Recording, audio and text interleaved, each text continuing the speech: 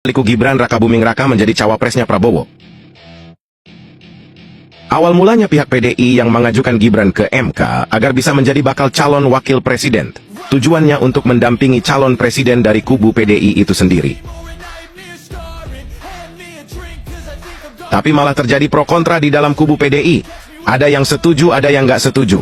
Gibran dianggap kurang populer dan bisa jadi masalah yang berujung kalah. Di sisi lain, Jokowi sibuk mempertemukan Prabowo dan Ganjar. Jokowi ingin mereka bersatu, Prabowo calon presiden, Ganjar sebagai wakilnya.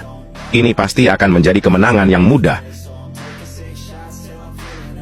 Tapi Ganjar menolak dan memilih mengikuti instruksi dari Nyonya Besar, Megawati. Kalau bisa, jadi calon presiden ngapain jadi calon wakil?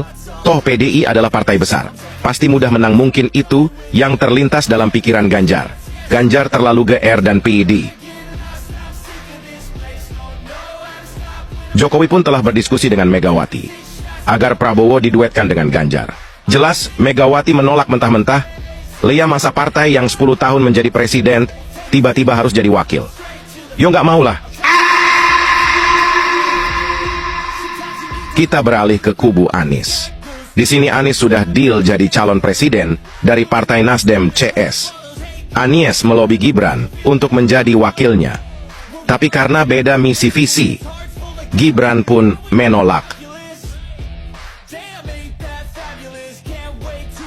Gagalnya Anies melobi Gibran, AHW menjadi pilihan berikutnya.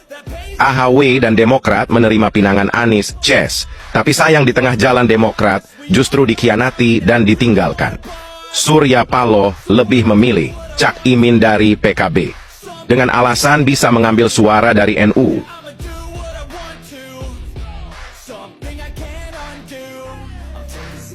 Kita ke kubu Prabowo. Prabowo belum mendapatkan wakil. Ada beberapa nama yang akan mereka usung. Ridwan Kamil dan Erick Thohir dan Sandi. Pilihan jatuh kepada Sandi. Tapi karena P3 Partai Sandiaga Uno telah terlanjur berkoalisi dengan PDI, Sandi pun menolak. Saat itu keputusan MK keluar. Gibran memenuhi syarat untuk jadi wakil presiden. Nama Gibran masuk dalam bursa wakil presiden. Mengetahui itu Prabowo ingin meminang Gibran. Berkali-kali Prabowo meminta Gibran agar mau menjadi wakilnya. Tapi berkali-kali pula Gibran menolak. Setiap pertemuan hasil selalu sama. Gibran menolak. Alasan Gibran menolak semua pinangan jelas karena menghormati PDI. Gibran masih menunggu keputusan PDI. PDI yang belum menentukan wakil. Dan Gibran pun berharap bisa dijadikan wakil dari PDI. Tapi seperti yang sudah dijelaskan di depan, terjadi pro kontra di badan PDI. Ada yang setuju Gibran jadi wakil Ganjar, ada yang tak setuju, dan ternyata lebih banyak yang nggak setuju.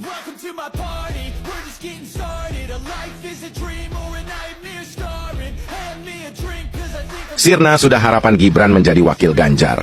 PDI memilih Mahfud MD menjadi wakilnya. Mahfud MD dianggap lebih senior, lebih berpengalaman, dan lebih populer. Pasti lebih mudah mendulang suara masyarakat. Kira-kira begitulah pikiran dari kubu PDI.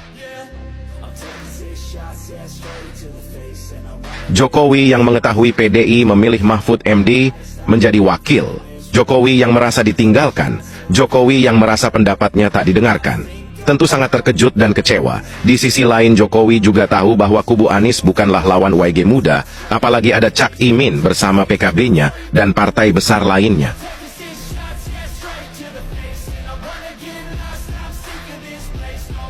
PDI dengan kesombongannya sangat yakin akan memenangkan pertarungan. Kepopuleran Ganjar dan Mahfud MD dianggap sudah lebih dari cukup untuk menghancurkan lawan. Jokowi yang terlanjur kecewa dengan PDIP. Jokowi yang tahu bahwa kubu Anies pasti akan memainkan isu agama seperti yang dilakukan ke Ahok. Jokowi yang yakin PDI belum tentu menang. Jokowi yang tahu programnya bisa saja terhenti bila Anies menang karena pro luar negeri. Di sini Jokowi mulai memainkan catur politiknya.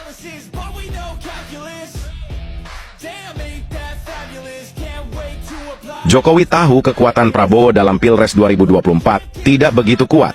Masih kalah oleh PDI, masih kalah dengan Anies CS. Tidak ada cara lain untuk memecah suara Anies agar ke Prabowo.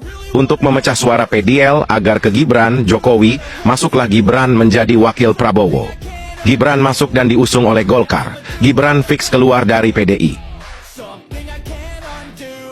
Masuknya Gibran ke kubu Prabowo disambut riang gembira dan semangat. Di sisi lain kubu PDI pecah. Suara PDI terbelah sesuai prediksi Jokowi. Suara Anies pun terpecah karena masih banyak yang setia dan kembali ke Prabowo. Satu langkah catur Jokowi sudah dijalankan, belum terlihat membahayakan oleh pihak musuh. Apalah hebatnya seorang Gibran. Mereka meremehkannya hingga keluar kata dua belimbing sayur Gibran, anak inggusan. Tentu beda level. Mereka jauh lebih tinggi. Ibarat mereka bintang, Gibran hanyalah debu.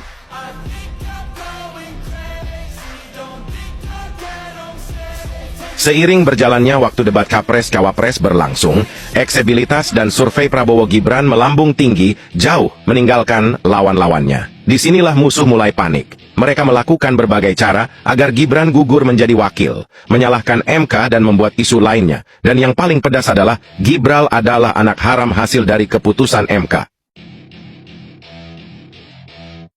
Isu-isu liar semakin dimaikan.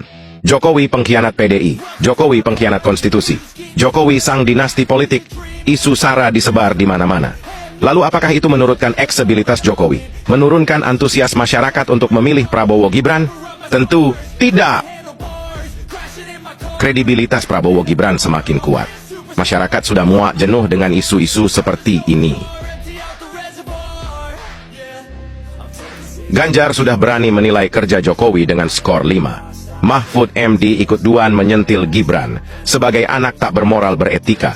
Mahfud yang sekarang bukanlah Mahfud yang dulu yang masih berharisma. Tentang HAM Prabowo pun diangkat lagi, meski tak pernah terbukti Prabowo salah. Tapi mereka telah buta. Isu apapun akan diangkat selagi itu bisa menjatuhkan Prabowo Gibran. Ganjar dengan PD-nya mengatakan dia lebih baik dari Jokowi. Ganjar yang terlalu pede berani menyenggol Jokowi. Yang jelas dua. Jokowi jauh lebih besar daripada dirinya. Mungkin juga Jokowi jauh lebih besar daripada PDI yang mengusungnya.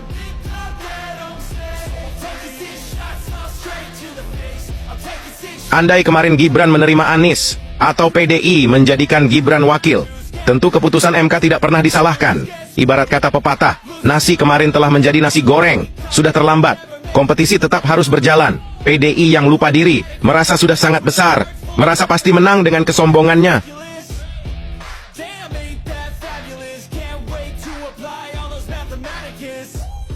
PDI lupa, atau memang tidak tahu. Banyak masyarakat memilih Jokowi, bukan karena PDI, tapi karena sosok Jokowi itu sendiri. Dan sekarang banyak yang pilih Prabowo, bisa jadi karena ada Jokowi di belakangnya. Sekarang PDI sedang di tepi jurang. Ada yang lebih seru dari pemilu tahun ini, adalah saat Jokowi menyembelih banteng.